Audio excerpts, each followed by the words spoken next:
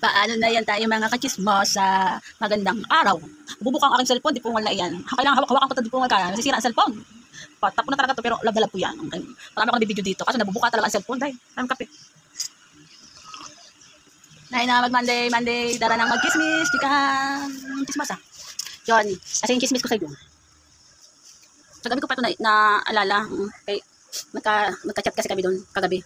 Kaya, ano nga ba pangalan? Kasi Chinese kasi ang pangalan sa Facebook. Kung hindi ko natuloy. Natanda ko yung mukha niya. Pero ang pangalan, kay Chinese naman ata. Ayun, Chinese ata yung nakalagay na pangalan. Yun, kasi may kismis kami dati. Kaya nag-open yung lagi yan dati. Pero ngayon kasi masaya na siya. Masaya na siya sa kanyang life. Kasi, noon, yung bago-bago kami magkatrabaho, na-inlove siya sa isang lalaki, katrabaho din namin dati.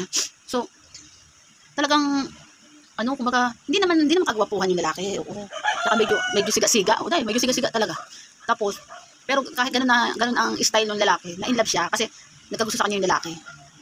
Ngayon, nagustuhan din naman niya yung lalaki. Kaya nagpa-uto agad siya, punga. Siyempre, may mga babae talaga may pagka-uto-uto din talaga pagdating sa, pag-ibig. So yun, nagkagusto sila, in-accept niya siya yun.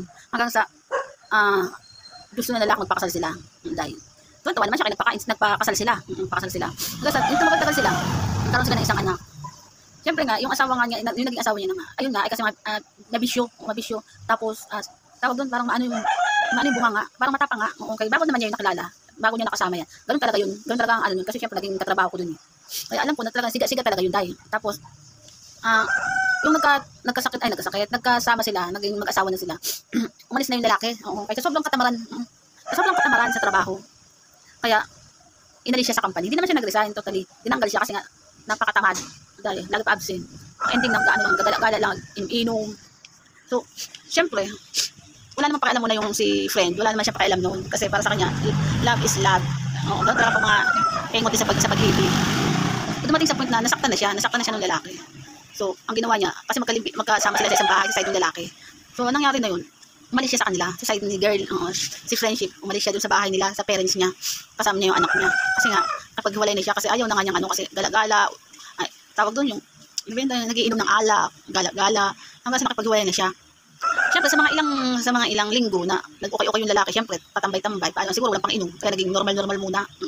So yung lalaki, pumunta siya sa bahay nila, sa bahay ni Friendship, kasi na-miss na rin yung lalaki yung anak nila. Kasi nabitbit nga ni Friendship yung anak niya, yung umuwi siya dun sa parents niya. So sa sobrang ilang linggo na hindi nagtrabaho yun at hindi na rin nakainom ng ilang siguro walang pambili kaya hindi nakakainom kaya medyo bait-baitan. Sa sobrang katangahan ni Girl Lalo, sobrang bobo sa pag-ibig, nagkabalikan sila. So after bumalik ulit sila doon sa side ng lalaki, sa pamilya ng lalaki, nagkasama ulit sila kasi para sa kanya kasal sila kaya ayaw din naman niya mapahiwalay dahil nasa mga anak nila. After na naman na buwan, umabot ng taon, nakadalawang anak sila.